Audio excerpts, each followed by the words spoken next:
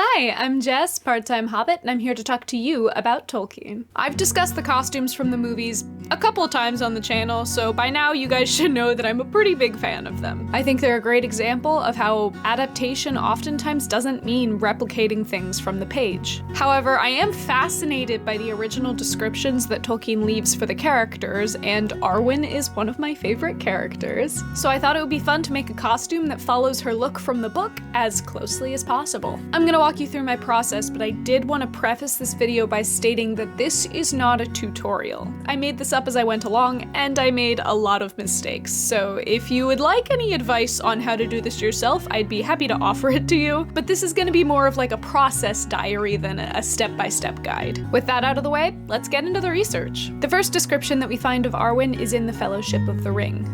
The braids of her dark hair were touched by no frost. Her white arms and clear face were flawless and smooth, and the light of the stars was in her bright eyes, gray as a cloudless night.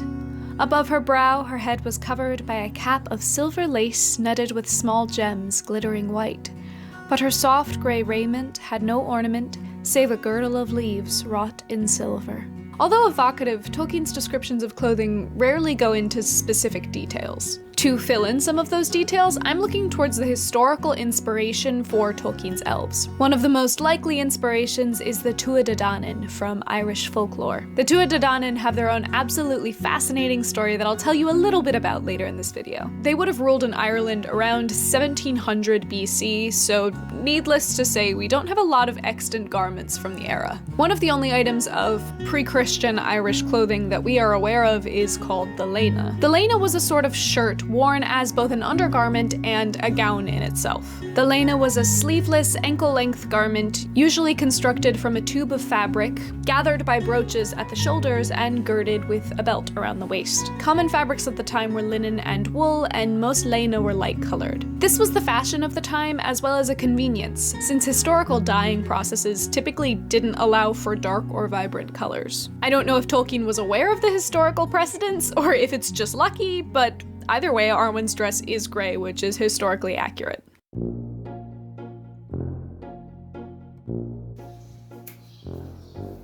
So, I made a mistake, and I know that's pretty surprising. So this is the fabric sample. It is 100% linen, which is period appropriate. So this is the sample I ordered. Here's the fabric that I ordered. So, I don't know if you can tell, but it's blue.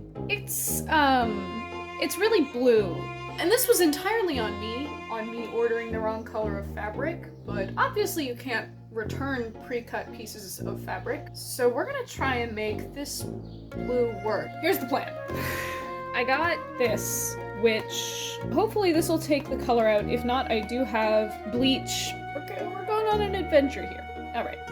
Now, despite what you may see in a few minutes, I was cautious and cut off a small sample to test, and immediately the color just seemed to vanish, which seemed like a good sign, right? That worked better than I had anticipated. As you can see, it's kind of coming back to that blue, but I think it is gonna work. I'm just gonna get the whole thing going because it's fuming pretty badly. I ran into a couple of problems here, the first of which being my pot was not nearly large enough. This is 2.5 yards of fabric, so I'm not really sure why I thought it would fit, but please enjoy this footage of me trying to make it work. I also noticed a strange effect where the fabric that wasn't actively soaking in the water would begin to regain its color, which was not ideal.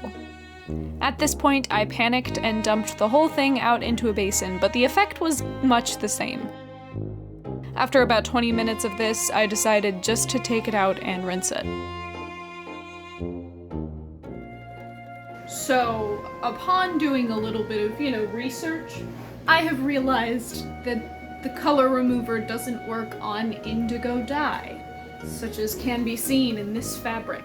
It says so on the package. I just apparently ignored that part. I have my bathtub filling up with hot water, and I'm gonna put a very small amount of bleach in it. We're gonna see if that'll budge this. Almost immediately, as you can see, colors started leaching out. One of the benefits of working with natural fiber is that it takes and releases dye fairly well. I don't know if you can see this lighting wise, but this is green. but it's also not blue. So, but I don't want to leave it a whole lot longer in here because I'm impatient, so. After a good rinse, I put the fabric into a dye bath, which consisted of hot water, half of the powdered dye, and a few tablespoons of table salt, which should help the color to set. As you can see, I learned my lesson about trying to fit my fabric in a pot. Also, please wear gloves when you dip your hands in chemicals, don't be like me. Off camera, I added the rest of the dye packet because I'm impatient, and after about 20 minutes of soaking, we got a pretty nice gray color. I rinsed this well, then threw it in the dryer. Post-dryer, you can see that it's a darker gray than our color sample, but it's not green, so I was pretty happy overall. This needs a very good going over with an iron, then it was ready to turn into a gown.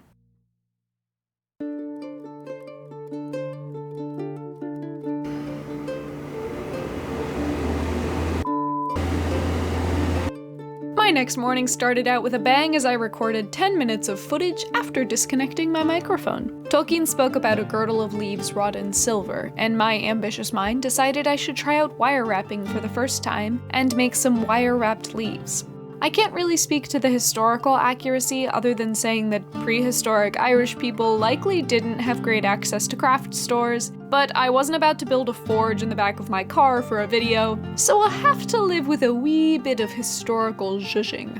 My wire wrapping technique is far from refined, but I'll link the page that I used to make these in the description. Essentially, the wire was wrapped a few times around the edge of the leaf, then wrapped once around the center stem, before wrapping around the other side a few times. This is taking a lot longer than I anticipated. I think what I'm gonna do, just for time's sake, is only make the front of the belt and have the silver leaves be the kind of buckle in the front, and then just have chain going around the back. Right now I have two others here, so I figured while I'm sitting here and working on this one, I might as well talk to you guys a little bit about the inspiration behind this costume. I'm basing this off of the historical dress of what the Tuatha Dé Danann would have worn. Who were the Tuatha Dé Danann? The thing about the Irish folklore tradition is that when it comes to the older stuff, they just didn't write any of it down themselves, and so all of the writing that we do have about that era comes from the Roman or Christian perspective. They weren't really concerned for accuracy so much as getting across the point they wanted to. So all of our writing about the Tuatha Dé Danann comes from this biased point of view, so that's important. Their name means the children of Danu. And Danu is interesting because we don't really know anything about her. We know that she was a nature goddess and a mother figure, but other than that, we don't have a lot of information about Danu. So Irish myth generally is all about invaders. The Tuatha Dé Danann were the fifth group that invaded Ireland, and there are a lot of origin stories about how they arrived. Sometimes it's in a boat, and sometimes it's in a cloud of black fog. So they had magical powers that they learned from other realms on Earth, and then they came to Ireland. Like I was saying, the cycles of Irish myth are cycles of invaders, and so the next group of invaders came, and the next group was the group that we believe are the precursors to the Celtic people. They're the one that stuck. And there was a big war between them and the Tuatha Dé Danann, and in the end a deal was struck that the Celtic people get to take above ground, and then the Tuatha Dé Danann would take control of the underground, or the spirit world. They went to the spirit world and have limited contact with the above ground, but can come into contact with the outside world through fairy hills. The Tuatha Dé Danann were reduced into what we now consider to be fairy culture that developed in Ireland, and so their magical power decreased, and the next group took over. That's more or less the story. That's very abridged, so I'll link a video or a couple of videos that I found to be super helpful in the iCards. If you're here, you probably can recognize then the similarities between the Tuatha Dé Danann and Tolkien's elves. When Tolkien wrote Middle-earth, he wrote it because he saw there was this gap in especially Western folklore. So when he wrote his Middle-earth, it was an effort to kind of codify this myth and turn it into something certain that you could look at and say, this is the story, this is how it happened, because that's how he preferred his stories to be told. His elves are it's a more complete version of that story. That's what I learned this week. This ended up taking all week, so I didn't get to film the process, but I linked 3 of the leaves together with a bit of wire and strung the others on with jump rings. I attached an old necklace to wrap around the back, and I was pretty happy with the end result. I drew threads to mark out an even edge for each side of the fabric, as well as the halfway mark, and then cut down those lines. Once I had my panels, I pinned them to my dress dummy and tried to figure out what to do next. The shape of the neckline on Lena varied, but I decided that I wanted a V-neck. I marked out my V with pins and folded the fabric over to cut it so that it would be perfectly even. I first stitched up the top shoulder seam along the short end of each panel. Then I left 11 inches open at the top for my armholes and sewed down each of the side seams. I roll hemmed each armhole and used leftover scraps of fabric to face the V neckline. I left the bottom hem loose since it was the selvage edge, or the edge of the fabric that is self-finished in the weaving process. Historically, selvage edges were often used as a finishing hem in garment construction, and although our modern-day selvage edges aren't as pretty as historical ones, I left mine unhemmed anyway. I used pieces of flat wire as very simple brooches to gather up each shoulder seam, and the gown was complete. Next up, I'm going to work on the cap. Tolkien describes a silver lace cap with white gems. Head coverings were not unusual for most of human history up until now. It helps keep the hair clean, and usually was a signifier that you were a married woman. So to have her hair covered is kind of an interesting nod to her relationship with Aragorn. She's not entirely single anymore. My idea is that I have this doily, which looks like a doily, but I'm hoping I can fit it out to not look like a doily. So I already dyed this silver last night. I have these glass beads, and then I also have this necklace, which I'm going to disassemble. I don't really have a historical precedence for this. It's pretty much just based off of Neela Dixon's designs from the trilogy, but I also think it'll make it look a lot less like a doily, so. I stitched the glass beads in at various intersections within the pattern, making sure that I was consistent around the full length of it. I then linked silver jump rings to the ends of each teardrop shape, excluding the one in the front. I took pieces of chain from my necklace and linked them from teardrop to teardrop. It still kind of looks like a doily in my opinion, but it's definitely a fancy one. With our costume complete, it was time to move on to makeup. Welcome to my bathroom! To start out our prehistoric makeup look, I'm wearing a bit of concealer and mascara. Arwen had superhuman clear skin and good looks, and I unfortunately do not, so I think it's a fair trade. Though makeup in pre-Christian Ireland was usually quite simple, it wasn't uncommon for women to darken their eyebrows with ash. Here I burned some paper, ground it to a powder, and mixed it with a few drops of olive oil. I thought this mixture would just smear everywhere, but it honestly made for a surprisingly effective brow paint, if not a little bit dark.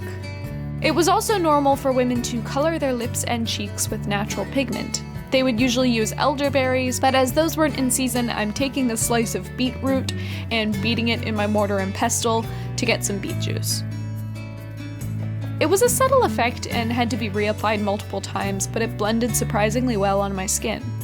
In lieu of elderberries, I also experimented with blackberries, but those offered little more than a bit of shine. Then I had far too many blackberries and had to get rid of them somehow.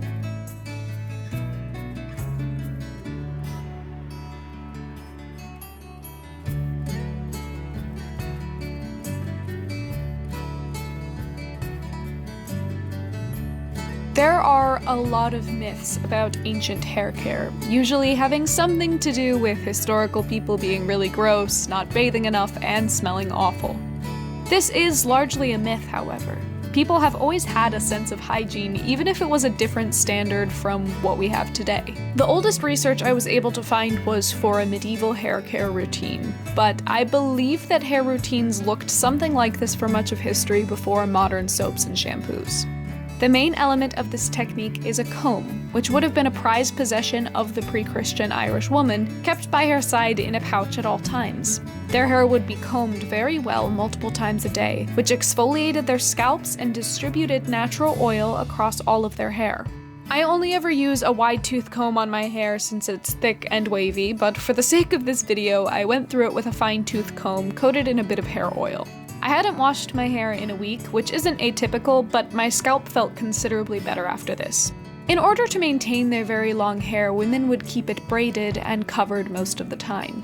In my research, I saw a passage describing a woman with 2 braids with 4 locks each, and used this as inspiration for 2 4-strand braids. 4-strand braids may seem a bit scary, but I'll link a tutorial below. It's really just a braid with an extra step.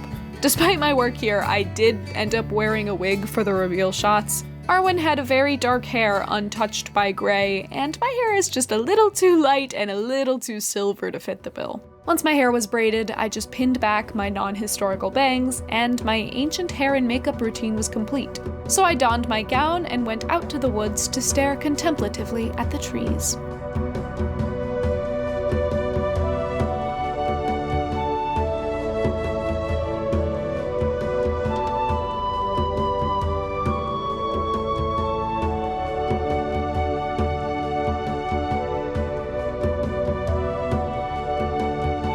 I'm super happy with how this look turned out. It was a lot of fun digging into the clothing behind the histories and stories, and while I may have taken a little bit of creative liberty, I think I matched the description from the books pretty closely. Except for the gray eyes.